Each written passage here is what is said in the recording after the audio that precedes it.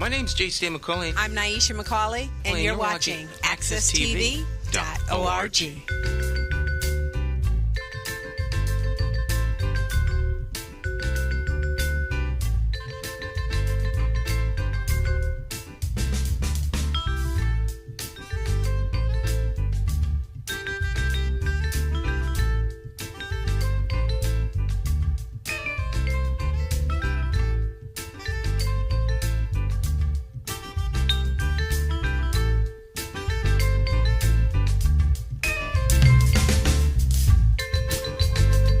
Okay, my friends, once again, it is indeed time to get our talk on. It's Morning Talk with me, your host, J.C. McCauley, along with the champions of talk this morning in Studio 1A, of course, the one and only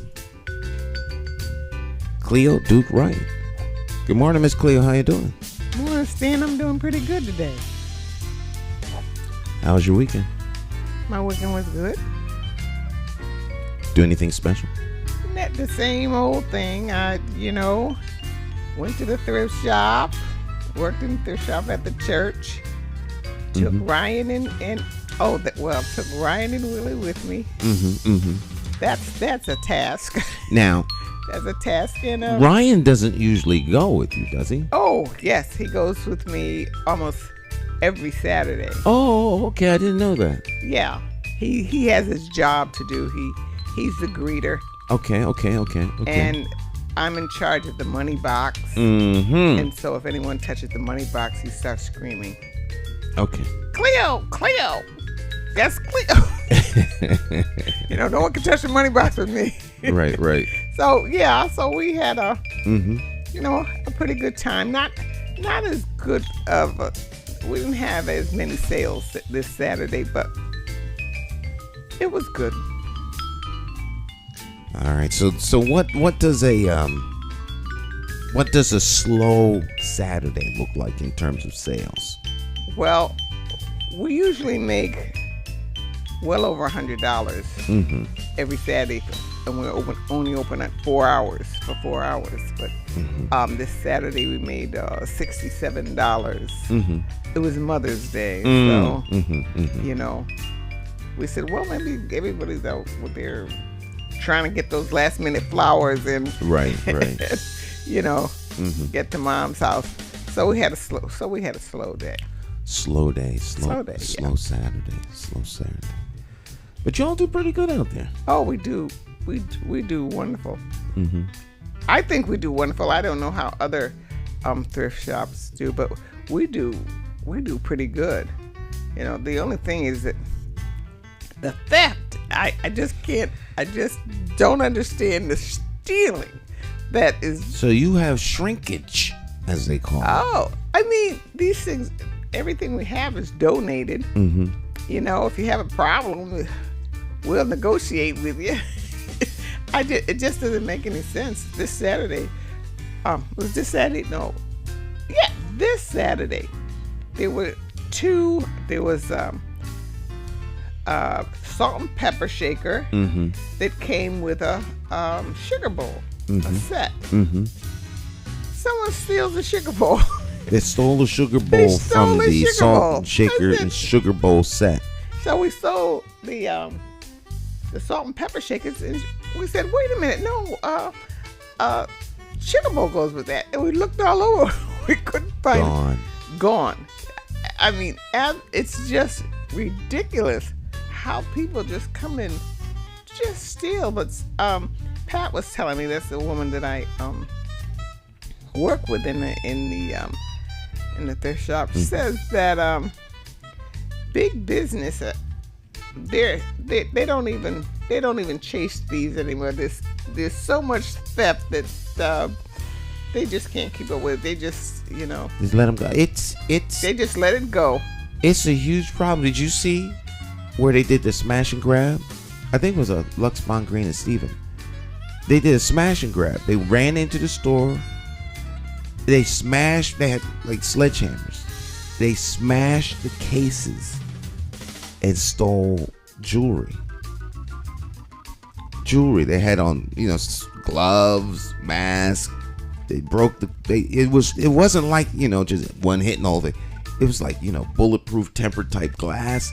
And they were really, really hit it over and over and over again until the covers gave way and broke. They reached in and grabbed stuff. They were in and out in less than 30 seconds. In and out. Just brazen.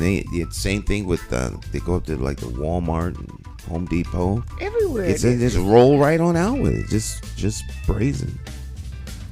I just saw it. Wow. So what do you do about that? So I guess they say we're not going to do anything about it because there's too much of it.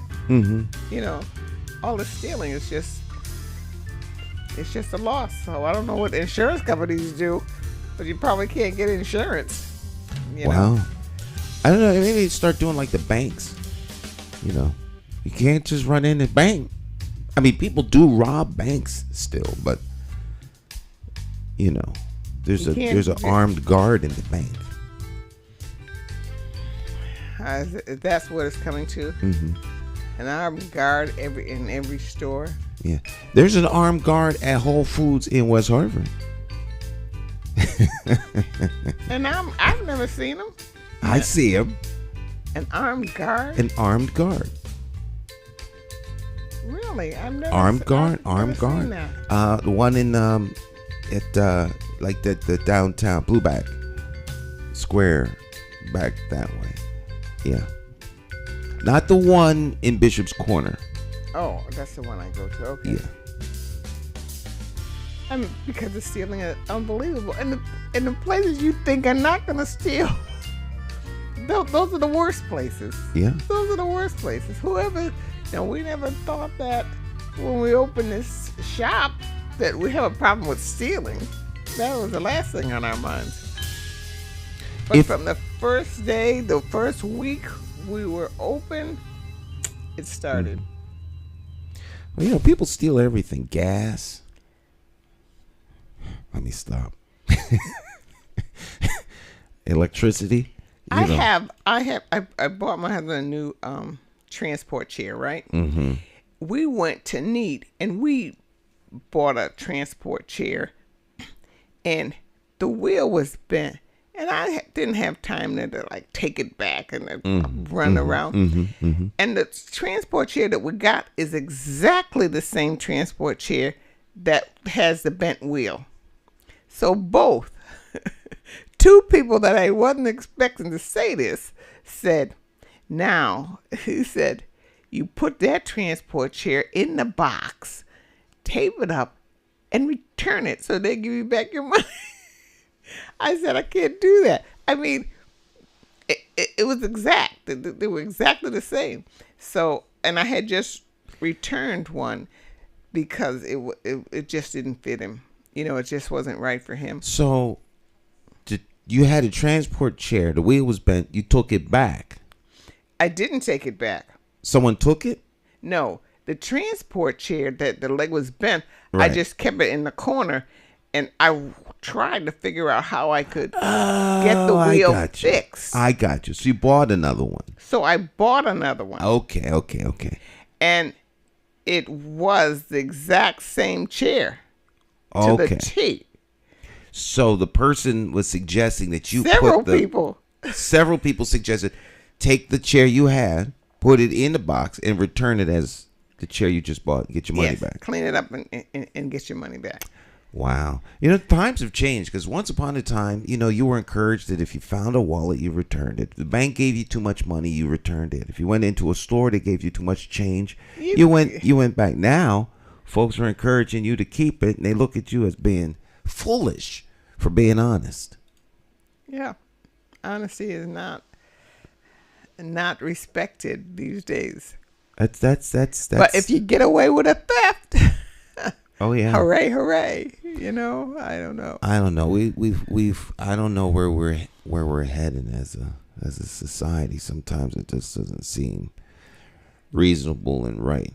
Now we have a special guest joining us this morning. We're gonna have our special guest join us, but we're gonna talk about home ownership. I guess it's better to. I guess it's better to own a home than it is to rent. Because, if you're renting a home, you're paying someone else Depends on who you are. Depends on who you are. Everybody should not own a home. Everyone shouldn't own a home, but home ownership is so. We're going to talk about first-time home ownership, and we have a special guest joining us. Violette Haldane is joining us this morning. Good morning, Violette. How are you? I'm doing well, and you? I'm doing good. Thanks for taking time out of your schedule to join us and share a little information with us about first-time home ownership. Now, you're doing a program. Let me make sure I get this right. 100 homes in 1,000 days, right? That's correct. 100 homes in 1,000 days, because some people will need 1,000 days to be able to purchase their home. Oh, I get it. Okay, I get it. That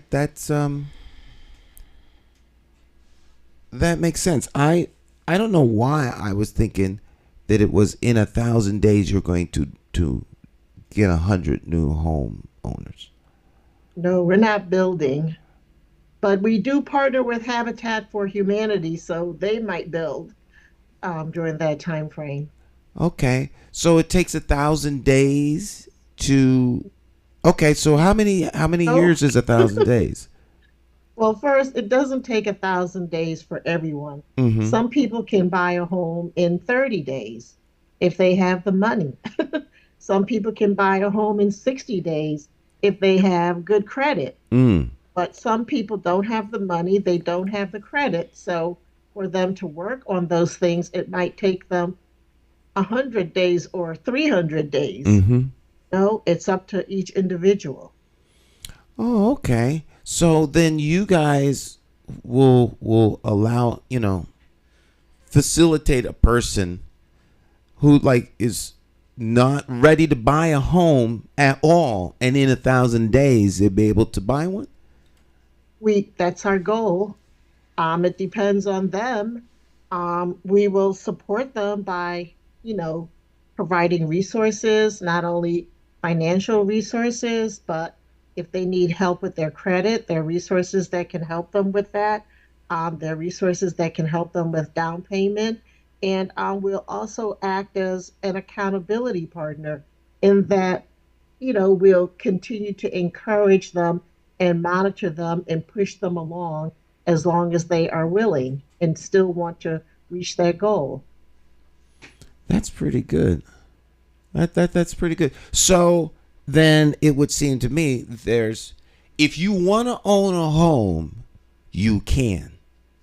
That's You really can. like the bottom line. There's no excuse. So it sounds like you're taking away all of the excuses. You kind of have to be able to afford it, have some income. Okay. Right, So right. we're going to be realistic. Mm-hmm. We're going to be realistic. And like Miss Cleo said, there are some people who do not want to own a home. They say, this is not for me. I don't want to be bothered. I don't want the responsibility. And we understand that. But most reasons people say they do not want a home is they don't have the money, they don't have the credit score, or they don't know what to do. So those are the people that we are willing to work with. We would like to work with. You're paying rent someplace. Most people are paid $11, $12, $13, $14, $1,500 a month in rent. That could go towards a mortgage. So we will help you with the process, understand the process, understand what's needed, and then provide you with resources, whether it's a bank to help you with mortgage, financial assistance, down payment assistance, whether it's understanding the legal ramifications. We'll talk about what you need to know, how much money you need to have, because you are going to have to pay for an inspector and an appraisal. You might get that money back, but you have to have it up front, and then it can be reimbursed to you at the back end if you do buy a home. So, it's a process, and we educate people. My organization is called Advocacy to Legacy, and our responsibility, our mission is to educate people how to advocate for themselves and to make so that they can get information to make informed decisions to change their lives And so this is what we're doing, providing them with information so they can determine what they want to do and how they want to do it. I just have just a comment that when I bought my first house, I was so thrilled. I didn't go through much. I went to the bank and they gave me the house. I mean, I didn't go through a whole lot of anything, but I thought that I had had it made. Now I own a home and all of that. But I came up in the project. I didn't have to take care of the roof. I didn't have to pay for the heat. Anything that happened, we didn't have to do it. We just had to pay our rent. So there's so much to do when you own a home. And that was my shock, because I thought I had it made. But I didn't realize everything that goes along with getting a house. You know, I came home, the neighbor told me my roof was flying off. And I didn't know. And I said, "Oh my God, what am I gonna do?" And good thing my father lived down the next street, and I just hollered, "Daddy, Daddy!" And he sent somebody to fix the roof. But I mean, I really didn't know a lot. And so when you go to buy a house, you have to think about it as a child that's never going to leave home. That's how I got to think about a house. You got to take care of that house like forever. Do all of these things, and that is a lot of work, and everybody's not up to that. Right. So one thing that we are doing is we have a 5-week cohort that begins June 1st, and the first class is going to be the 8-hour home ownership class that's HUD CHFA certified, and it goes through like the basics. And then the next 4 weeks, we're going to go and talk into detail about other aspects of home ownership and all of the people that will be involved with you owning your home. And then we're also going to talk about protecting your home and protecting your assets. You know, a lot of people, they don't have like a power of attorney. What happens if you get sick? Who's going to manage your money and pay that mortgage? Do you have life insurance? You have to have mortgage insurance if you have a mortgage, but do you have life insurance that might cover the cost of the home if something happens to you, and also give some funds to whoever inherits the home?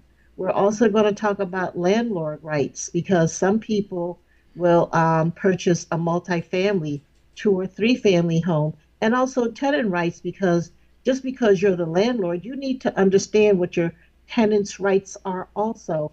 And then we're going to talk about maintaining your home. So all of that will be covered in the 5 weeks, that we offer to people who really want to purchase the home and they're serious. And at the end of the 5 weeks, when they go on to purchase their home, we will give them some kind of incentive for having gone through this whole process. But yes, there is a lot to owning a home other than just buying it. The maintenance of it and the protecting it in case you get sick or you die. Wow. So then, what would you say is the number one advantage of owning a home? Some people will say tax benefits, because you can write off some of the expenses, the taxes that you pay. But I personally think of the health benefits, the mental health and the physical health, in that there's peace of mind knowing that you can't be evicted, that you kind of control your destiny, that your house can't get sold onto you and someone requests you to move.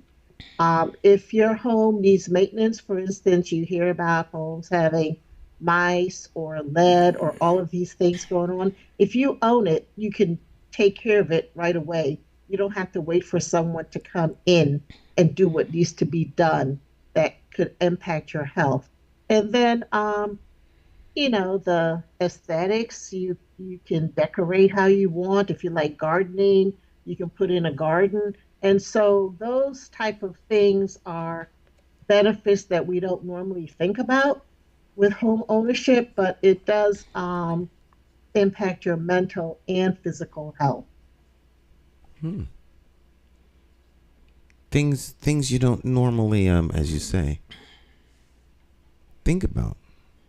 And being able to address issues immediately.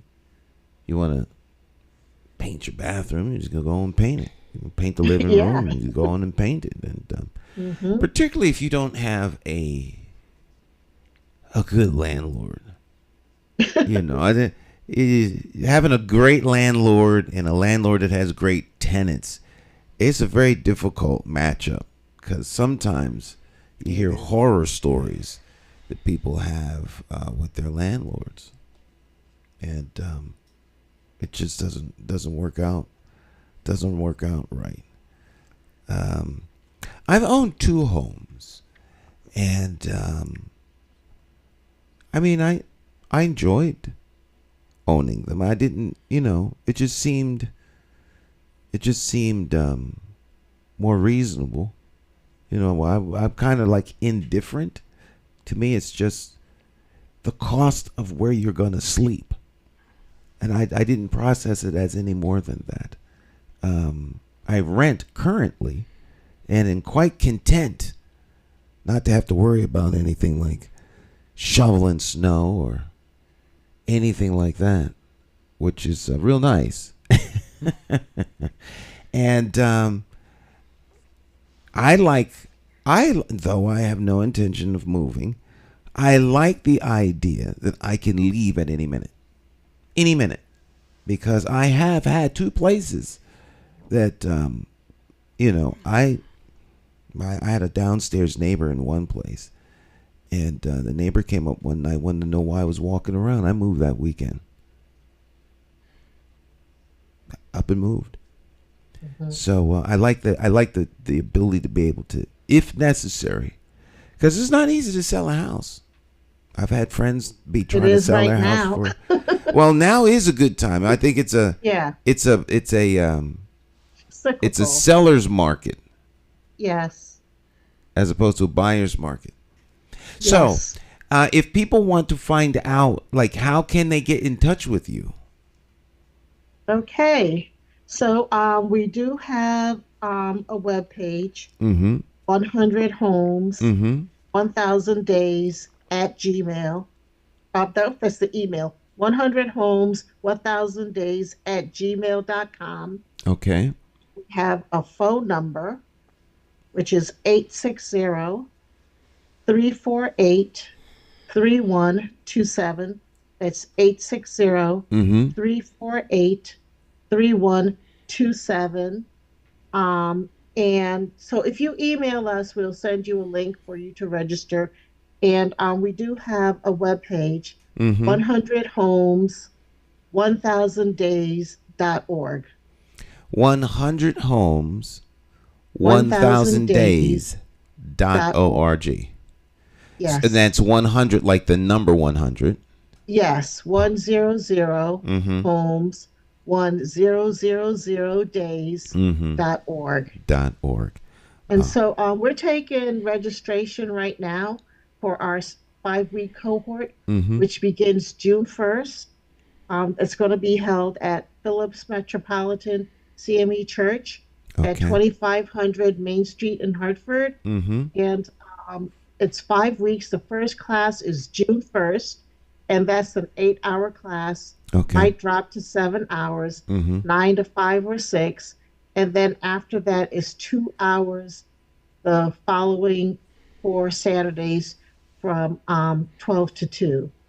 Okay, that's going to be at Phillips? Yes, Metropolitan CME Church, 2500 Main Street in Hartford. All right. So, is there a phone number people can reach you at if they have any questions? Yes, 860-348-3127. Okay. 860-348-3127. 3127. All right. All right, Violette Haldane joining us from Advocacy to Legacy, 100 Homes in 1,000 Days. Yes. All right, very good. Thank you for taking time out of your schedule and Thank you.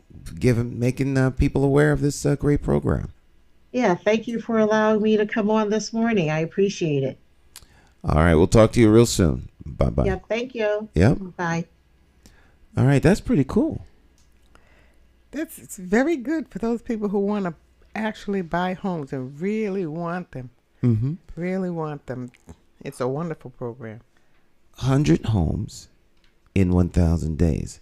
So if you wanted to get a home, you want to buy a home, you can buy a home.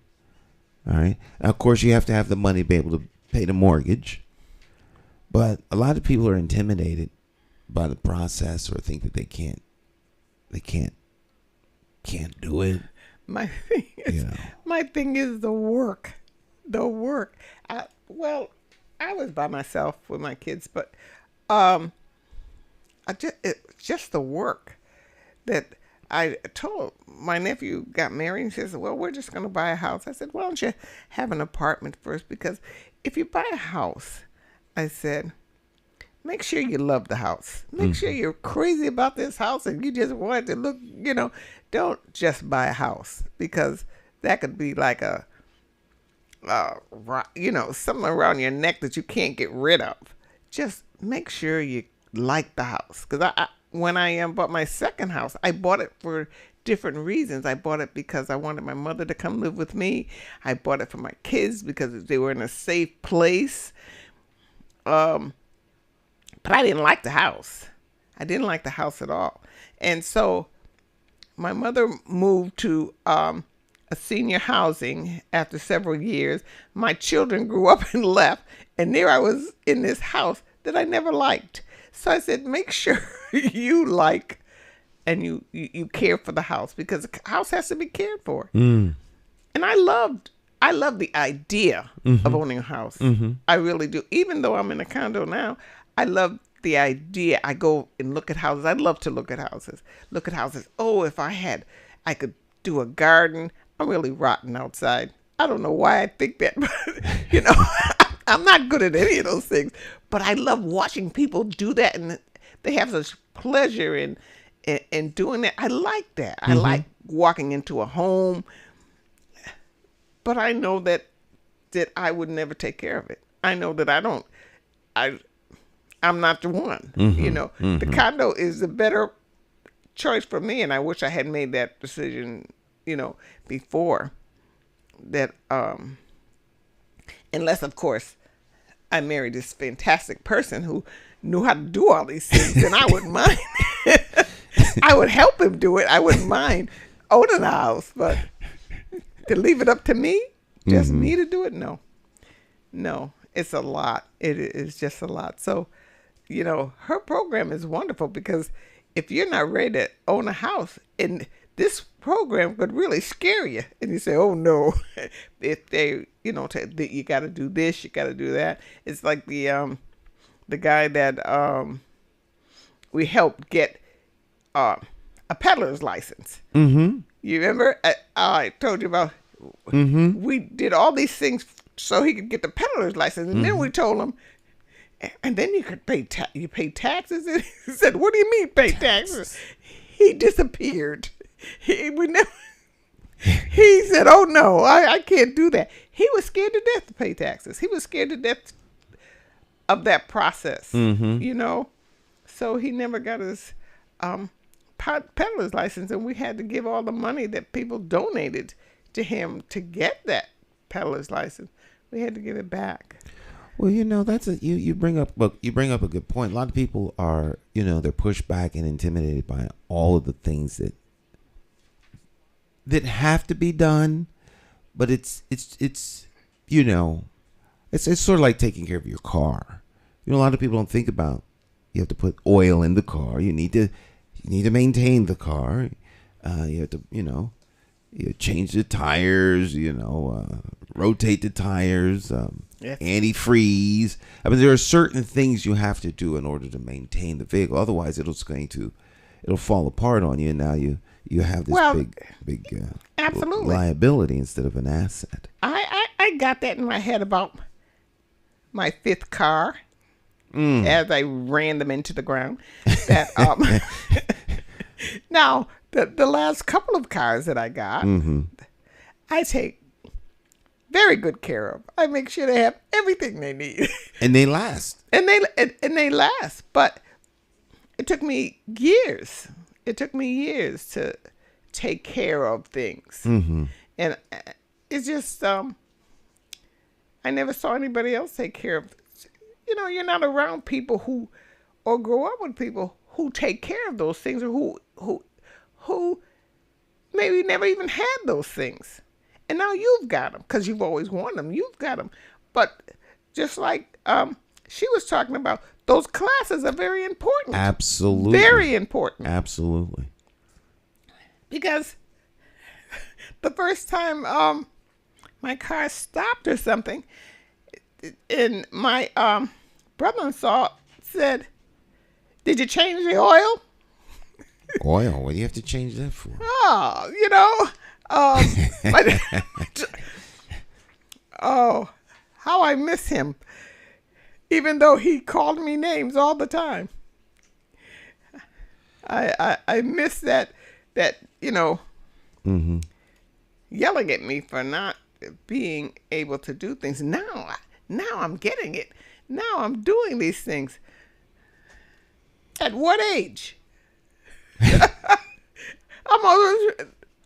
can't say I'm almost ready to hit the dust, but what age? You learn these things. But at least My you learn. gosh. At least you learn. But the classes that you're talking about and that she mentioned, though, that sounds great. Because even as she was talking about them, it never occurred to me that if you buy a 3-family house, that landlord rights, tenant rights, all the things that go into maintaining that house as a valuable asset are things you really should be considering. Yes. Because you can know. But as she talks about, advocacy to legacy, so advocating so that you can have wisdom, knowledge, and understanding, and from that there's a legacy that you can leave behind. A lot of times people, they don't know what they don't know. Absolutely. And you just absolutely you don't know. And what rights do you have as a landlord when someone wants to come in, move into your house? I mean, do you have the right to tell them, "Oh, I don't want to let you move in here"? I think if you're a landlord who lives in the building, you have a whole different set of rights and privileges that you don't have if you own a 3-family building that you're renting out. Like if you don't live in it, there's certain things that you can't do.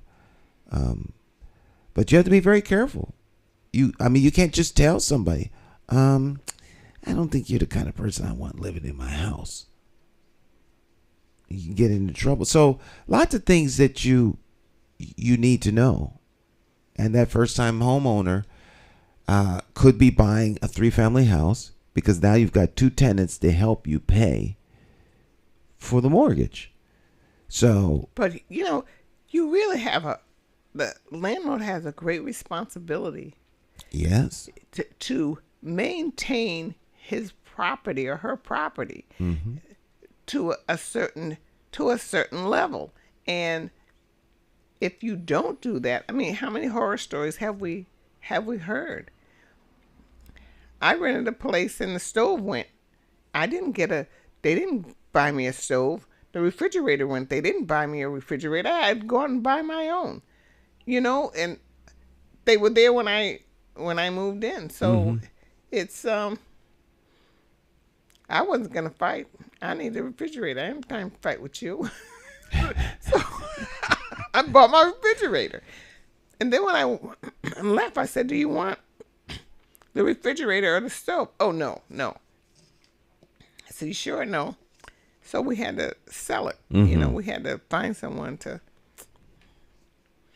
You have a responsibility. And I don't think a lot of landlords take that in consideration. They take in that you have the money coming in, but now you have to maintain the property. Yeah.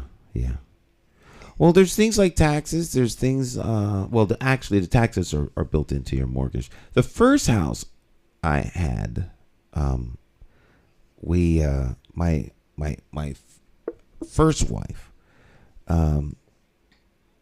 she said, well, I think we should move. I said, where you want to move to? She said, well, I think we should buy a house. A house? I didn't be bothered with a house, this, that, and the third. I said, That's my answer. I don't want a house. Bothered with a house. Besides, we don't have the money. If we had the money, we could get a house. She says, well, actually, we do. 3 weeks later, we're living in a new house. So she'd been saving that money for down payment on a house. And you knew nothing about it? I knew nothing about it. And so we wound up moving. And it was great. Because, I mean, it was not... Because you, like you say, or like she was saying, you do have your lawn, things like that. Now, we weren't into gardening or anything like that. But then that house led to the second house. Now, the second house was a really nice house. That was a nice house. I liked living in that house. But I'm content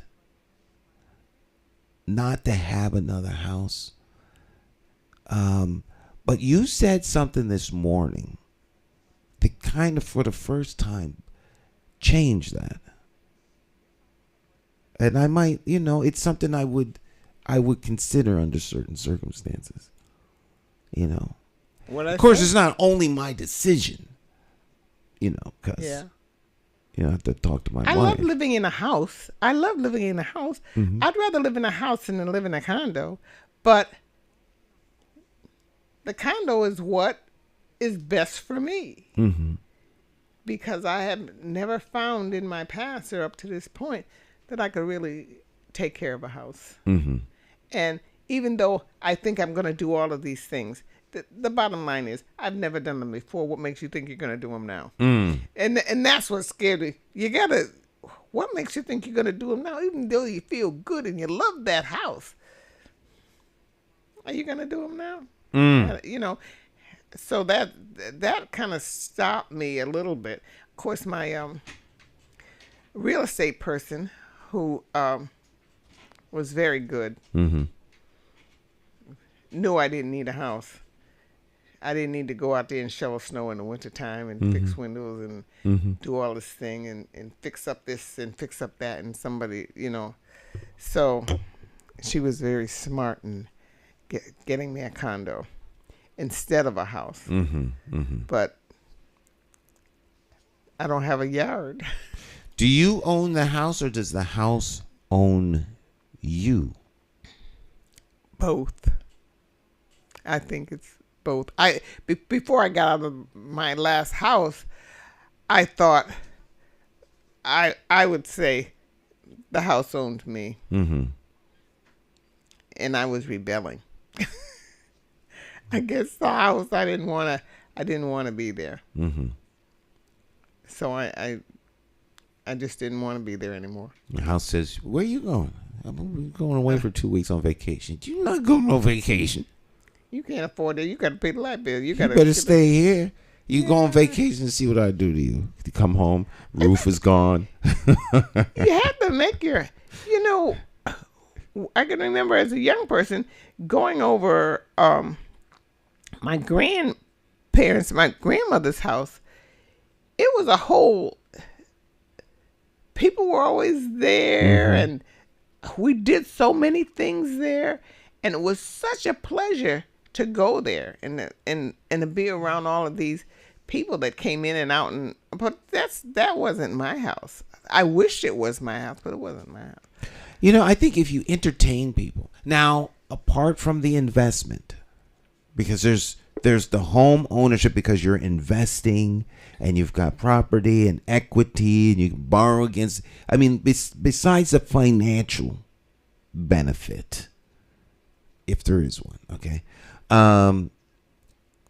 If you entertain, if you're a very sociable person, then a house would be really a cool thing. I ran into a guy last week. There was an event up at the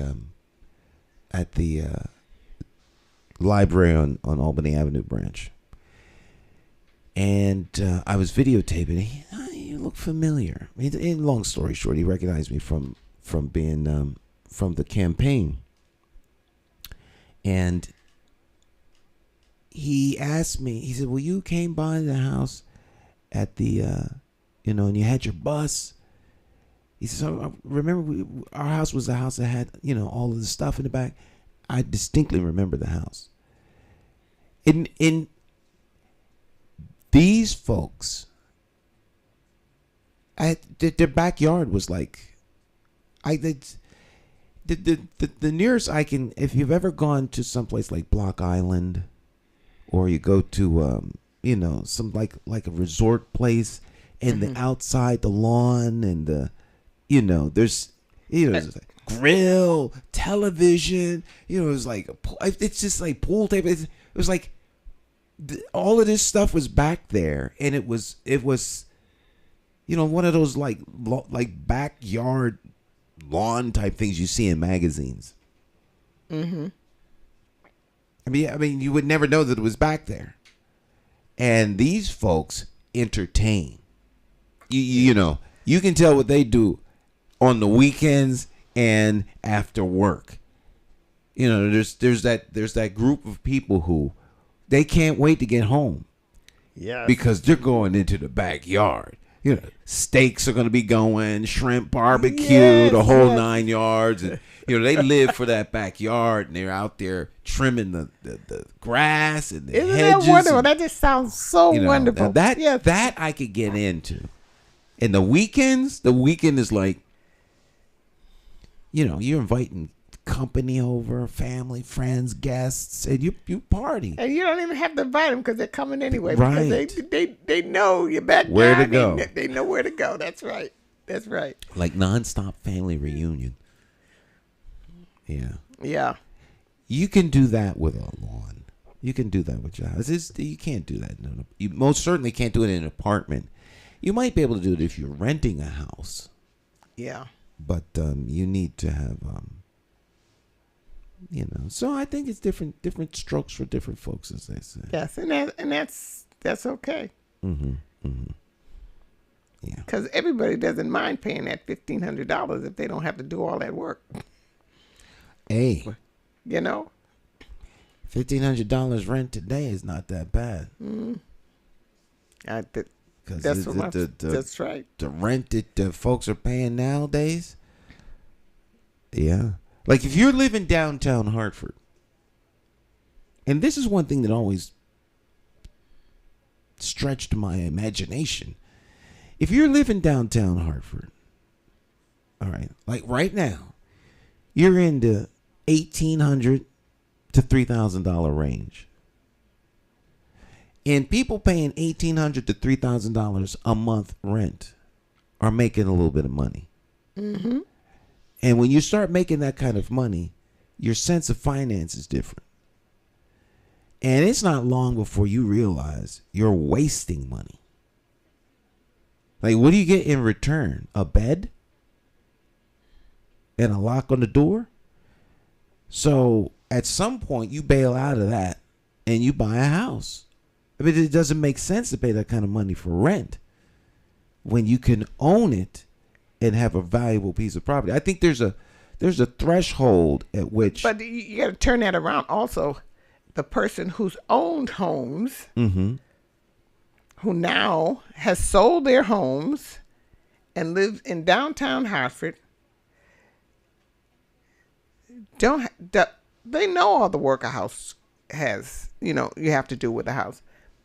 And they would be perfectly content in an apartment. Well, if they have, I guess it's I guess it's a matter of how much you want to pay for rent. Or they're gonna go downtown Harvard and buy a condo instead of the rent. They'll do the condo, but they're still kind of rent. Now, what about ever increasing condo fees? Well, this is my first year at the condo, and it went up the first year. I did not mind. Okay. Because my that's the cost of living, and then it might look. You have to pay a certain amount of money to live somewhere.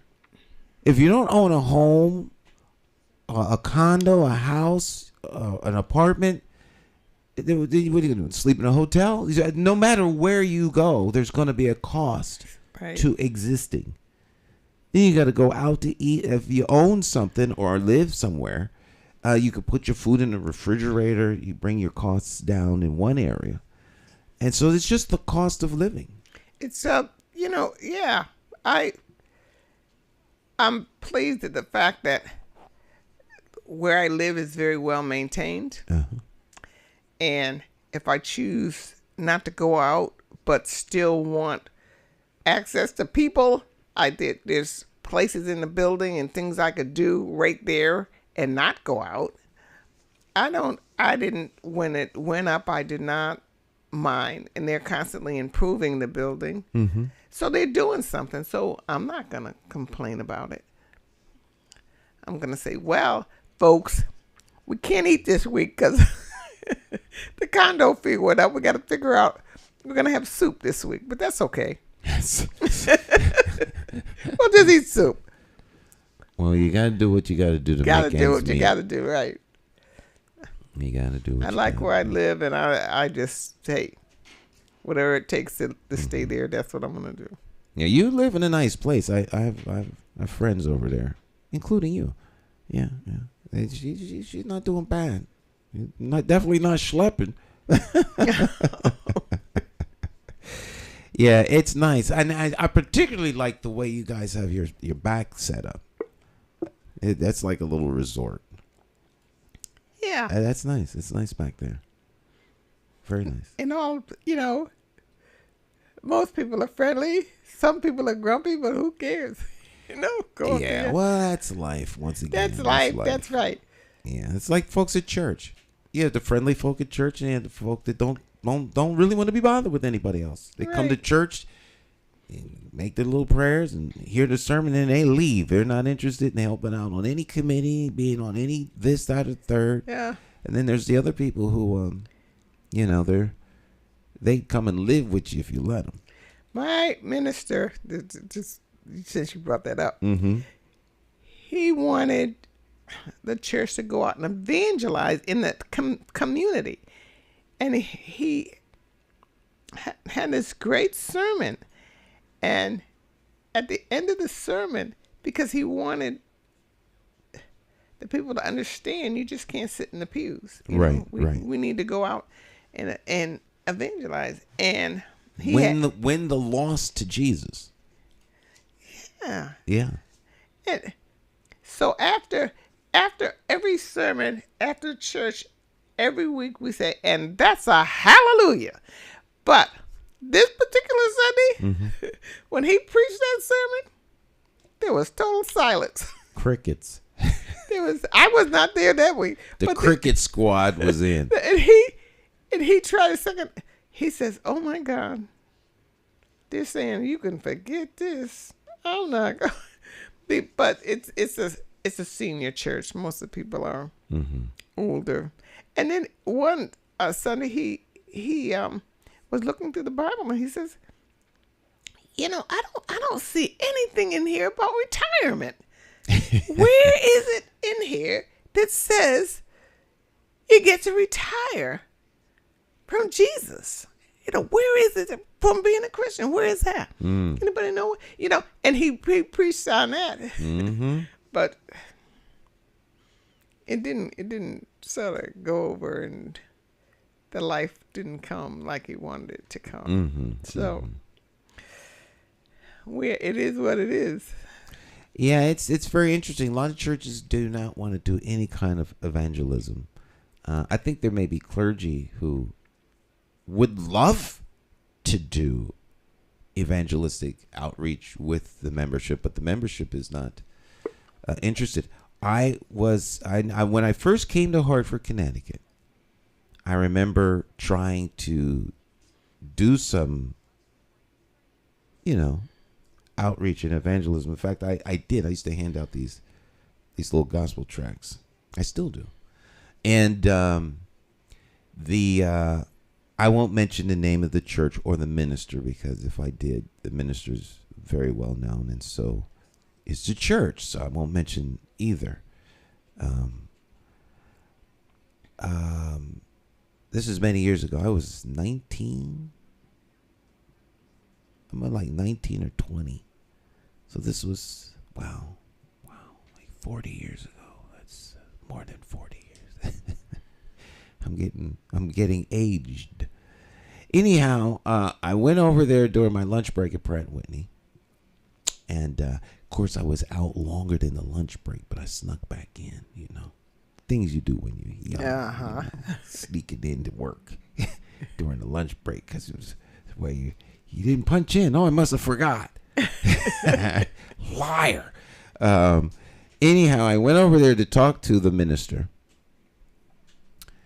And I told him, I wanted to do some evangelism. I called several churches. His church returned the call and told me, scheduled an appointment for me to come. And so when I went and talked to him, he says, I admire what you want to do. He said, but I'm sad to tell you that there's no one in this congregation that would be willing to go out and do that with you. And then he's been a good friend of mine and known him ever since. It's hard to do. You remember, it was many years ago. He's long past. Mr. McCrae. Mr. McCrae used to stand downtown and pass out flyers and talk about scripture. If you stood there and listened to him, he did that till he couldn't do it anymore. He was in his 90s when he passed. Do you remember him? I do not. An old man that always just, and he was, when he was young, he was sporting life. I mean, he did all kinds of things. He lived his life, Okay, yes, and yes. He turned to, he became a Jehovah's Witness. And he passed out flyers and he talked about the Lord and he read his Bible every day till his wife almost went crazy, because she didn't become a Jehovah's Witness. But he did it every day. He'd go downtown and he'd pass out his flyers. I may have seen him, but just not know that he was this individual that you're talking about. I'm sure a lot of people would remember him. He stood right near on the side, the Corvette side of the street. Oh, where the old the Corvette side of the street, between the peanut store and the lingerie store. So around there. He stood every day. And everybody was shocked when he started, and laughed at him, and we passed them by, and we didn't. But as we got older, we took the flyers. We stood there and talked to him, but he didn't care who laughed at him. He didn't care. No, you don't who care. said what. Right. He was out there for the Lord. Amen. I mean, when that's what you do, that's what you do. You're out. You're trying to give people the information they need in order to have a life-changing, life-saving experience. So folk can laugh, and so it doesn't faze you. But it takes a little courage to go out and evangelize. Yeah. Because you know that the rejection is going to be quite a bit. So it takes a little courage. Well, I liked doing evangelism. I always found it fun. I like evangelizing. I like street ministry. I could do street ministry. The old. In my early years, I used to do a lot more of it. You bring the generator out there and you get on a microphone and it's time to be saved. Jesus is coming soon. I can do all of those things. The only thing I have a problem with, is just me, is the sandwich board. The sandwich board. The Jesus saves sandwich board and walk around with I admittedly have a problem doing that. But handing out tracts, the bullhorn, none of those things would bother me. I don't know. I guess you can dismiss the slings and arrows of eyes and comments when you're on a bullhorn or handing somebody a tract. You can just keep it moving. The sandwich board, you're stationary, and people look and snare and stare and all kinds of stuff. So more so now than they did before. Yeah, throw eggs at you. Yeah.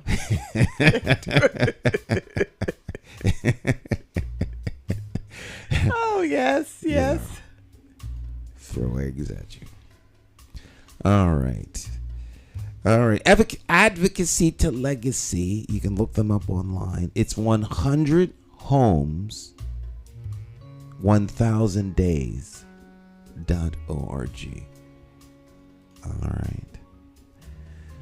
All right, Miss Cleo. Jonathan Smalls here, so we'll do the little transition. We'll say goodbye until next week. So I'll see you next week. Okay. All right. Y'all stick and stay. Jonathan Smalls next. We'll listen to a little J. Hogarth. In the beginning, God. That's the name of this composition. We'll be right back.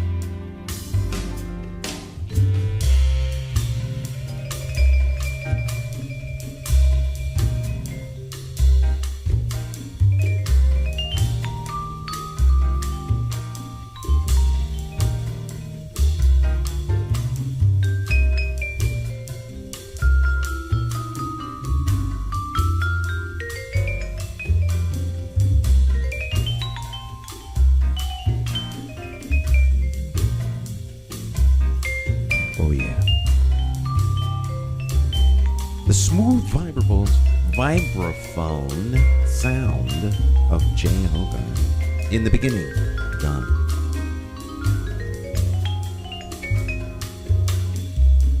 Jonathan Small's in the studio. How you doing, Jonathan? Doing fine, Stan. It's a pleasure to be back here again. It's always good to have you in Studio 1A. How was your weekend? The weekend was nice, man. It's like I think I was catching a little golf on and off or listening to it, and outdoors a few times. Just trying to figure out what to do. Sometimes you got time, and you're trying to figure out what you're going to do with your time. So just trying to make up your mind. Now, you were watching golf over the weekend, or you getting in some rounds of golf? I was actually watching it on and off. Jim Nance, I like how he talks. Okay. A good announcer. But I didn't watch the whole golf tournament, just in and out. Okay. Because and then I listen to the baseball game sometime on the radio. But I probably got to start playing some type of sports. I do walking though. I do a lot of walking, but that's not really a sport, walking. In the beginning, you used to walk here. I did. With the small report. Oh yeah, daily. Daily, right? We did the 15-minute daily program, the first program on Access TV down. Well, not the first program, but the first program from this house. This house, yeah. I don't know if I walked, but I think I took the bus back, but I know I walked here. And I think sometime I did actually walk back. Just funny what you'll do when you don't have transportation, When you don't have transportation, you use your feet. Yeah. And I think I could have took the bus, but I just figured it was a good exercise. I had plenty of time, because I think we was doing this around 12 noon. Yeah. So, you have a lot of time on your hand. Just kill about an hour. I think it took maybe 45 minutes, maybe 40. And it seemed like it wasn't that long. Just take a walk down Windsor Street. Is it Windsor Street or Windsor Avenue? I always get them confused. The connecting street that takes you... Windsor Avenue. Windsor Avenue. Yeah, I always get the two mixed up. In the bottoms. The bottoms, right. Do that. And it was a nice walk. You walk there.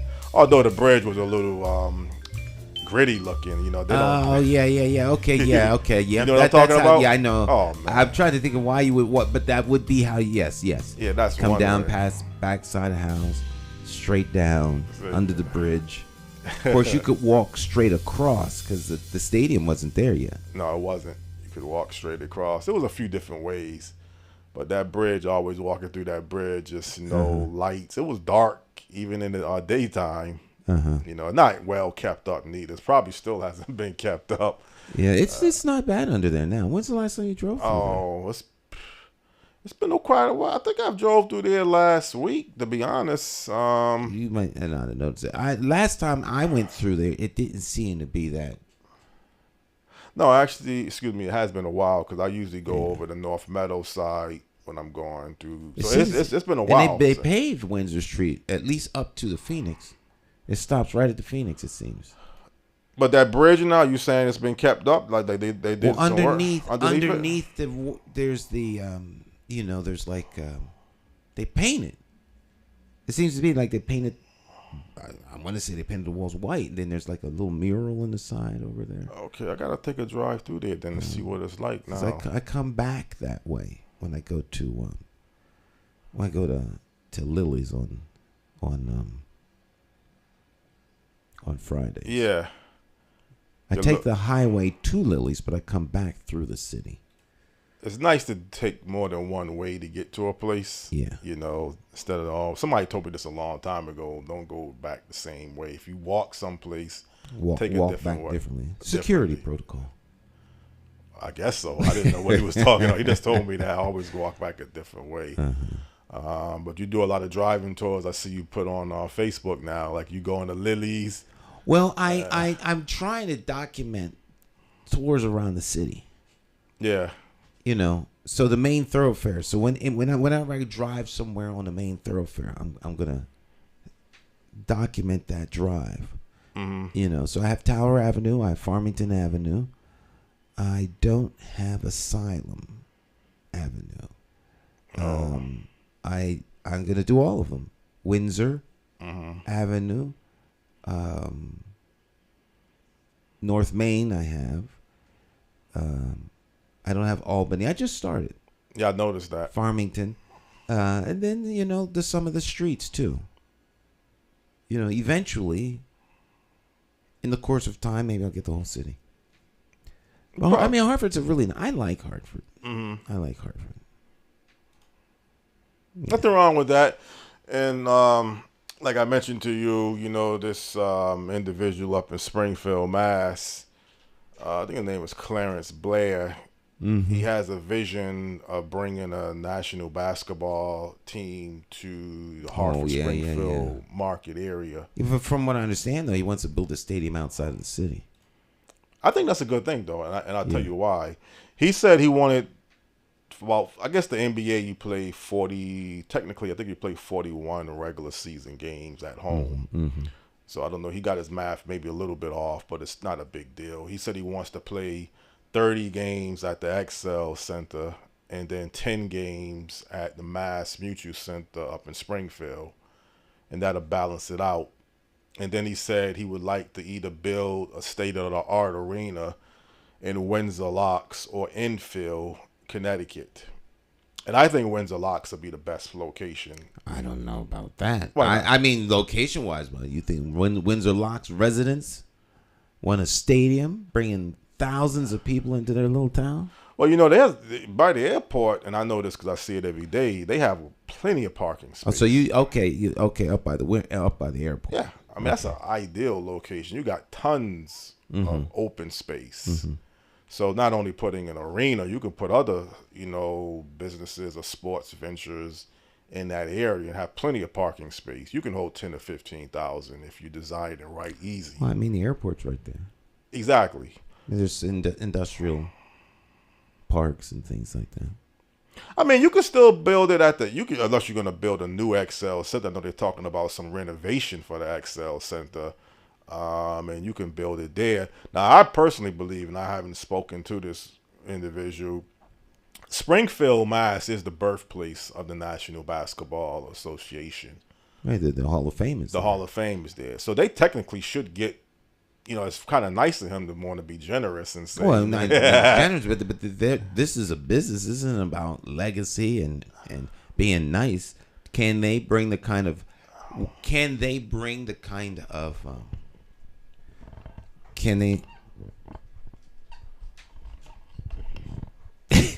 your mic adjusted? Get the mic adjusted, live television mic. So does can you bring the kind of fan base that's necessary for a National Basketball Association market, and will television and all of that, because it's more than the city. Well, it was reported the Hartford Springfield market for television is the largest market without a national professional sports team out of the Big Four, which I didn't even realize that. So between Springfield and New Haven combined, now not just one market, it's the largest television market without one of the four major professional sports teams. Well, you got to go all the way from Springfield, Massachusetts to New Haven, Connecticut to get the kind of numbers for the market. That's a big market. That's an hour drive. Well, and I heard Dan Lovallo mention this one time before. The San Francisco 49ers play in Santa Clara, which is like 45 minutes. See, people think they play in San Francisco. It's 45 minutes from Santa Clara to San Francisco. Right, but how many million people live out there? Oh, it's a huge market, San Francisco. Right, so the numbers of people to reach into that millions, you need to go all the way down to New Haven. They're not even in the same television market. Springfield's ABC in Springfield, what is that, Channel 40 in Springfield? People don't even watch it in Hartford. Yeah, they have, but I think you can pick up Channel 3 in Springfield. I have a family up in Amherst, Mass., and they could always pick up Channel 3, and that's an hour drive from Hartford to Amherst, Mass. So you can pick up, you'll be surprised what you can pick up. CBS. I'm not up to all of that as I used to be. Well, the key thing is But go on. Well, if you have the largest media market, if you want to combine Springfield, New Haven, Hartford, I guess you can do it that way too, and that makes you the largest television market without one of the 4 major league professional sports teams. Then that's one selling point that you have. I think it's a selling point, but also then you have to ask yourself, well, then why? Why isn't it already there? Why isn't it? Well, I mean, if there's so much money to be made, and sometimes I think people have these selling points because, of course, they're trying to sell something, but there's a natural evolution. There's a natural draw. When people think they can make money out of thing, there's usually someone trying to get in there and make that money. Well, it's a very competitive market. I mean, first of all, to get an expansion team in the National Basketball Association, it's a $3 billion some type of license fee that you have to come up with for an expansion team. You can attract another professional team that's already existing, and I don't know if you have to pay that kind of money to get that team to move to your city. Like you got the little minor league baseball. That seems to be pretty popular. Yeah, but we're talking. I mean, well, let's get back to basketball. Clarence Blair. Yeah, he has a vision because he's trying to have this belief that the NBA was invented in Springfield, Massachusetts. Right? Yeah. It's going to take more than that, to Yes, sure enough. But that might be his personal motivation. I mean, the Hall of Fame is there, and that's a good thing. But I mean, like, how many do people visit that place from all over the world? I've only been there twice, and I guess when you have the Hall of Fame inductees, it gets really busy then. But I don't know how many people really attend. It's a very nice building now. They did a lot of work to redevelop it, and I think Windsor Locks, you can build a major sports complex there. I think that would be the best location. I think Springfield deserves to have the headquarters. Now, this is my opinion. This is not Clarence Blair's opinion. And then I think Hartford should get, let's say, the training facility, because it doesn't really matter technically to basketball directly where a stadium is located at. You got, like, we had the city manager of Inglewood, California. People don't really care. I mean, people directly in Inglewood would care because this is where it's at. But if you can't get from Hartford to Windsor Locks, Windsor Locks is right in the middle of Hartford and Springfield. So what difference to me from in Hartford to go to Windsor Locks? What difference does it make from someone in Springfield? It's no more than somebody going to the airport.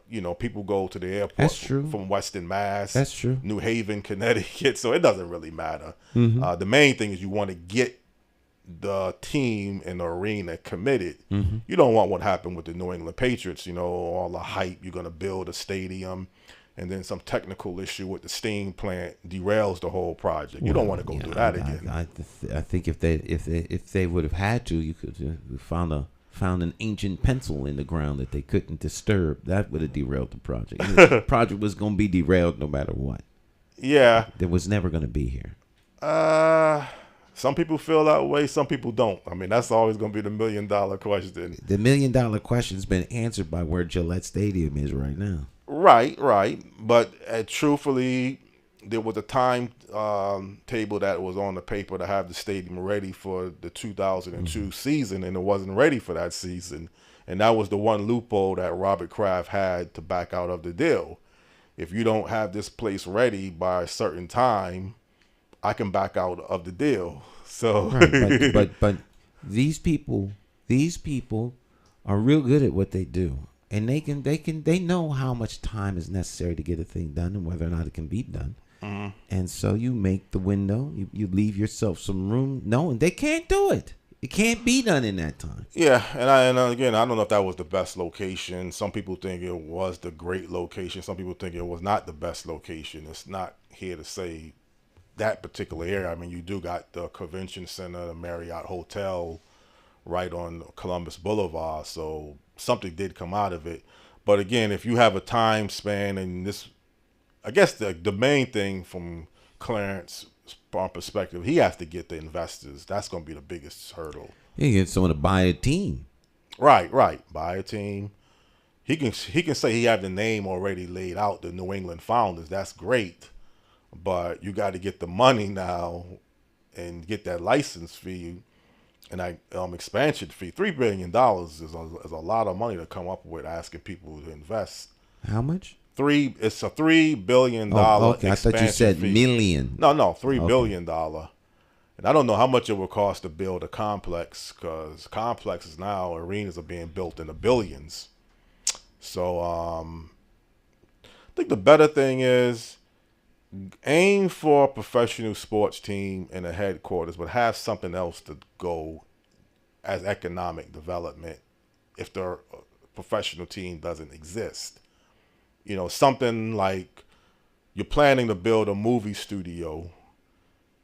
It's not gonna, you know the odds of bringing a Major League Warner Brothers movie studio would be very difficult. It's difficult for the one that's out there in California to stay open. Right. Although Warner Brothers have been around for a long time, so I don't think they're going out of business. No, but the business isn't what it used to be out there. It just isn't. It's not. There's so many other places to do movies. And, you just had a guest on, an actress. Oh yeah, she mentioned singer from the Prince band. Last week. Was that last week? No, that was a couple of weeks ago. 2 weeks ago. And Jill Jones, yeah. Yeah, she was talking about how Hollywood is, and I have a friend of mine that's in the music industry talks about how it's just not like it used to be. Well, probably for the big names, it's still a great place. Probably trying to become an upcomer, because the big names, you can withstand things a little differently.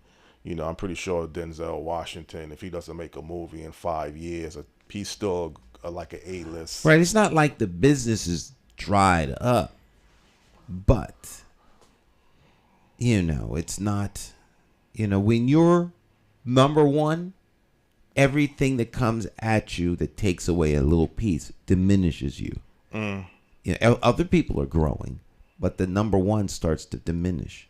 But nonetheless, this gentleman here wants to bring an NBA team. I think people like basketball enough, particularly in this area. Yeah, that something like that could succeed with the tremendous, fanfare and the tremendous energy around UConn. Right. With the men and women's. They can play there too. Basketball. But does that translate to professional? See, I don't know a whole lot about basketball as a sport. I do know that there are people who like college basketball. They're not big fans of That's me, professional basketball, because they say it's a different game. It's a totally different game. Right. I like college basketball. I don't care. I mean, I used to love the NBA, but obviously, you bring a professional sports team, I would get behind it and support it. I don't know if I'm. Would you go to the games? Well, I was going to say, I don't know if I'm going to come up with $100 every week. Well, see, there we go. But there's enough people. I support it. I'm right behind you. Are you going to come to the game? Well, I'm not peeling off no $100 to come see you. Yeah. Well, I mean, I'll go to a game, but don't look for me like to buy season. I don't know if I'm going to buy season tickets, because that's where you really get your revenue, too. You get a lot of people buying season tickets. I mean, it's kind of hard when you can watch a game on television to say, should I go out of the way? Yeah, they black out the market. Well, they can do that, and I think they do that too. To force you to come. Yeah, I think if the game isn't sold out, they can black out the game. But once the game gets sold out, then they can put it on television. I think if you have cable, you could still get around that. But they're pretty sophisticated now. They can block your cable out. They can block the cable out too. Because your box is addressable, so. Okay. Yeah. But even if it doesn't happen, I mean, see, the thing is, I said I would never bring this up again, and it's kind of unfair, but you know me, Stan, when there's something on my mind. Right. I don't really want to bring this up because it's unfair. However, having said that, I'm going to bring it up right now. Right now. The whole vision of Ronnie Song wanting to bring Y3K Global Media was a nice goal. Patrick. Well, what about the Back nine? Back nine, and what about the stadium Right. that was going to be in South Windsor, Hollywood and, East, yep. Hollywood East. All of that. People's visions are legitimate visions. It's just the economic climate and the business climate changes. Look at Sam Ash. Yeah. Out of business. Tizane's is out of business. Downtown, what used to City Steam, which used to be a BT Food and Drink Emporium. Mm-hmm. Same owner, but they just changed the name. But I mean, they're out of business. A lot of places aren't what they used to be because the times changed. Yeah. Well, you need a magnet. I think a magnet, and I know again it's not a good comparison to say what Inglewood is doing with the Rams and we are not Inglewood, California. Yeah, I know that. So you can't look at that as an example of say, look how it's really being developed. Yeah. We have a hard time getting our schools to run. Well, that's what the thing about Joe Markley. I had met with him last week, and we actually met downtown, and we was just looking at not many people coming in through downtown. I told him this is the normal routine, and he has nothing against a professional sports team, but he just rather see like businesses like let's build the foundation of what makes a dynamic city, a dynamic downtown, dynamic neighborhoods. What is the vision? As opposed to the little spot fix here, spot fix there, putting out fire here, putting out a fire there, digging a hole here, digging a hole here. What are we building here? What are we building? What's the vision? What are we building? Well, I thought downtown Hartford, Adrian Landon was going to be a big vision. I thought that was something that's supposed to be. No, we got played like we always do. I mean, it didn't. Where is it? Where's the vision? You can look at. There's evidence of what was tried and failed. There's evidence of what was planned and never hatched. So, I mean, where's the evidence of the success? Because the success speaks for itself. Well, the Science Center, the Convention Center, and the Marriott Hotel is part of Adrian Landing. That has been completed. Those have been completed. Science Center, I'm not so sure the Science Center is successful. It wasn't. I think, and I don't mean this to be disparaging. Would people go to the science? Would that place be open if it wasn't supported by a whole lot of outside money? Outside people, yeah. That's what Joe Markley confirmed. He said the same thing. He has question marks about the Science Center. Anybody that's really looking gonna have question marks. If you don't look, you don't. If you're not, peeling layers of onion back. Some things are supported and sustained, and others aren't. And if they weren't, they wouldn't be. Well, the stadium was a big part of Adrian Landon, and when that moved, I think it moved to East Hartford. That was not even nothing to do with the Patriots, but they just decided that they didn't want to build a stadium downtown, so they moved it out in East Hartford, Rensselaer Field. So that's a big component of what Adrian Landon. And what games are played there? Well, the UConn college football. And what else? I think that's it. Yeah, that's it. Right. And it's not up until this point. It really hasn't revitalized Silver Lane. It most certainly hasn't revitalized Silver Lane or East Hartford. Although East Hartford I think has some plans to start doing some things, but that hasn't really. How many games a year do they play? Well, college football, they play 12 home games. It'll be about 6 home games. It's a lot of money for a football game. Yeah. And like I said, other than that, I don't know what goes on in Rensselaer Field. It's a nice stadium. I don't think you can knock the. They have natural grass or astro. Oh, it's natural grass. They mow the lawn over there. That goes on. Yeah, keep that lawn looking nice. But as far as to go into the stadium and say here's some activities, see the Civic Center Mall. Well, yeah, the Civic Center used to have the mall. A lot of activities was going. That's what you want to see happen. You want to see other things taking place. Although I don't think that's the best route. I think mixed-use development is a better strategy. But still, if you have other businesses and other things in it to see and do, and I think downtown North hasn't been completed. Well, let's hope downtown North does better than some of these other projects. Oh, there's no grocery store. Constitution Plaza, everything. I think some of the problem with Hartford is it's a cool idea, so people jump on it, but it's kind of at the end of a wave. It's you're jumping on the wave too late. Too late. It's like trying to surf on the wave that just went past. And since it was a great wave came, one would naturally think there's going to be another one, but it doesn't come. Well, you got to ride the wave when it's present. Otherwise, you miss that opportunity. The window closes. Yeah, but the real key point is if you don't bring an NBA or arena team, what are you going to bring? I mean, you're going to keep Hartford, Springfield, New Haven the way it exists. Again, if I go to Windsor Locks and I want to see a lot of different, I mean, I know you have the Air Museum and a few other small businesses out there, a sports bar and maybe a bowling alley. I don't think they built the Air Museum with the intention of bringing hundreds of thousands of people in there. Right. So that's not even a drawing. Right. It seems like they're trying to find this great thing that's going to draw all these people here, and they're going to come. They're going to bring they're going to spend millions of dollars. But Stan, if you bring things that people like and that they like, negative or positive, if you got something that people want, they usually spend for it. You gotta. I mean, that the key is how do you implement something with your own money. Right. Well, you know what? If they brought an NBA team to Winstead, Connecticut, imagine how much money they could make. Maybe Winstead is a great place just to be Winstead, and that's okay.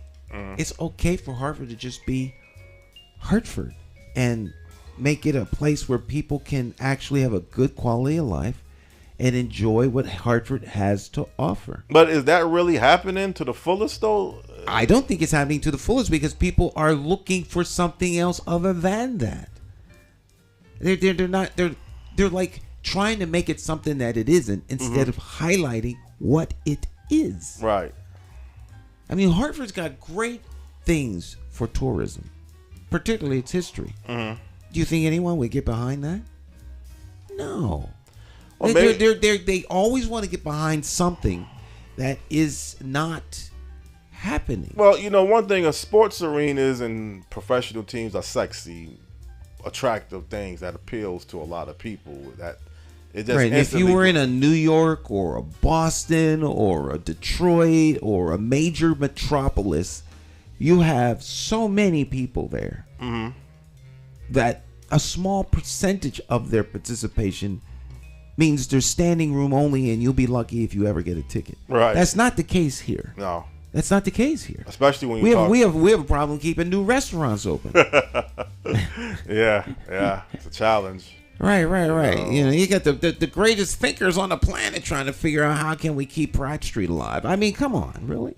Well, Pratt Street might be revitalized. I mean, keep an eye on Pratt Street. I think that there might be some signs of life for Pratt Street. It's taking how long? It's taking a long time. So it's like I said, you got the greatest brains, and now they're just all that brain trust is just now just pushing out the baby of hope and aspiration. Well, Harvey Lewis, where I go for my eyewear, they've been here for over 100 years. So, but are you talking? Let's keep things like your small little mom and pop shops, and keep the Bushnell and keep the old State House. The Bushnell's doing good. The Bushnell's doing good. Okay, right. And keep certain things that we already have on a historical level, but forget about major league teams, forget about state-of-the-art arenas. I think there's nothing wrong with having a major league team. I was a big fan of the Argoats and bringing them. I'm a big fan of that. I think there are some things that happen at the right time, and it's a natural evolution. Things have to grow organically, and if you tap into the people that make Hartford and make them whole, they want to be entertained, and they will pull what's entertaining to them to the town. Yeah. That's different than putting something in town that you hope draws people from who knows where to come. And there's money made building. There's money made managing. Mm-hmm. And it seems like the big people that are winners here are the folks that develop and build. Then they run off with the profit. They don't really care what happens after the thing is built. Yeah. Well, sports teams, I mean, it brings a sense of morale. If your team is winning, I think people feel good about UConn, college women's basketball team. The men won the NCAA championship twice in a year, or 2 times. So I think there's a morale, psychological boost. Well, that's true, but we should be way beyond that. Way beyond that, yeah. When it comes to revitalizing Harvard. Harvard has some serious issues, challenges ahead of it in this post-pandemic age. The things that are happening are things that many people foretold would be happening, and folks were just not prepared. And to me, it's unconscionable, and there's no excuse for not being prepared for where we are right now. Hope is not a plan. Mm-hmm. Hope is what you have when you don't have anything else. Well, right now, if you're talking about a professional basketball team coming to New England, wherever you want to put it at, it's all right now is just hope. Because if you don't have $3 billion of I don't want to rain on anybody's parade. It's not a bad idea. Yeah. And if it can happen, great. I don't know how much money you want to spend, the state's money, to try and make this thing happen. Yeah, that's a and the idea that if you build it, they'll come. I think we need to move beyond that attitude and just have a different perspective. But we're out of time, John. All right, let's set up for face to face. But Jonathan Small coming up next. Mm-hmm. Looking forward to it. All right, my friends. We will see you next week. Go out with Lil J Hogarth, and you all stick and stay. And we'll talk to you all real soon. Bye-bye.